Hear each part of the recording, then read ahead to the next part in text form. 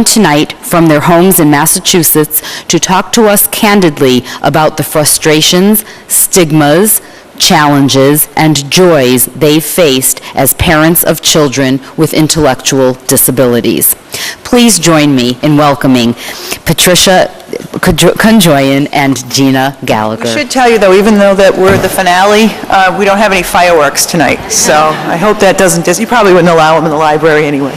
Yeah, and actually, having microphones and us speaking out loud in a library is kind of counterintuitive to what we've ever learned as kids.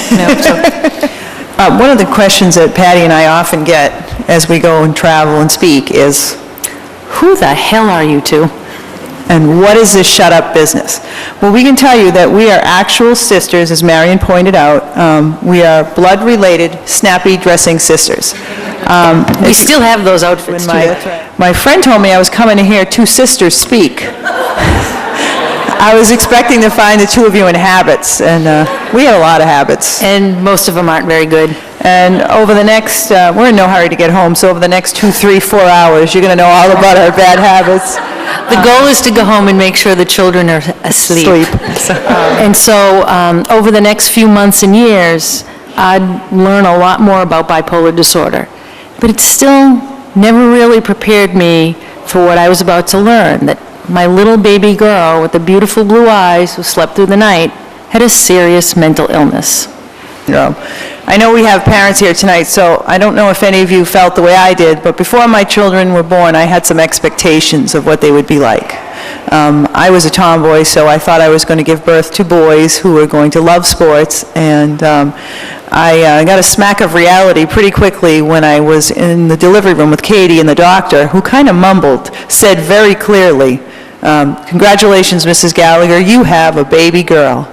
And I looked at him and I said, "A what?" We got an idea. You see that with the light bulbs? That was Patty's idea.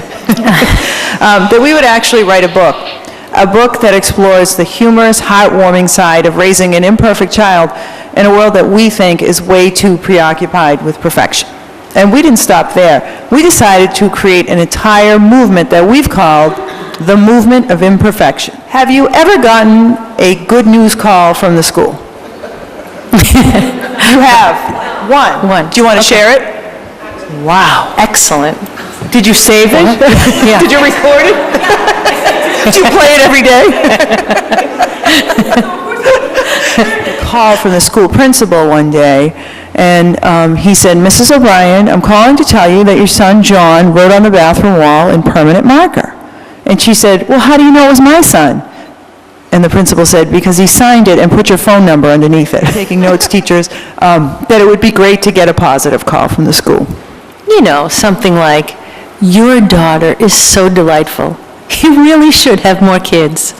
So, to cure my daughter of her Asperger's would take away all the things that I admire most about her: her resilience, her courage, her strength. So now I'm no longer trying to change my daughter.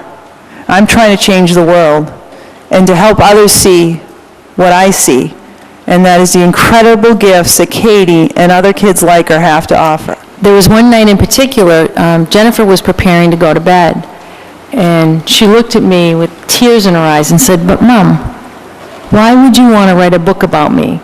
I feel like all I ever did was disrupt this family." And in that instant, I looked at my daughter, and all the reasons hit me. And I said, "You know, Jen, because of you, I'm a better person." You have my brother's great, but Patty and her have a great relationship. And just Katie, Katie's so funny because she's not, she isn't a kid that will come and like hug you, but you know that she loves you because she'll do something like, you know, if sometimes I go to leave, she'll go, "Hi, Aunt." Or, you know, she just kind of backs up into her. Any other questions? You're going to make us go home, aren't you?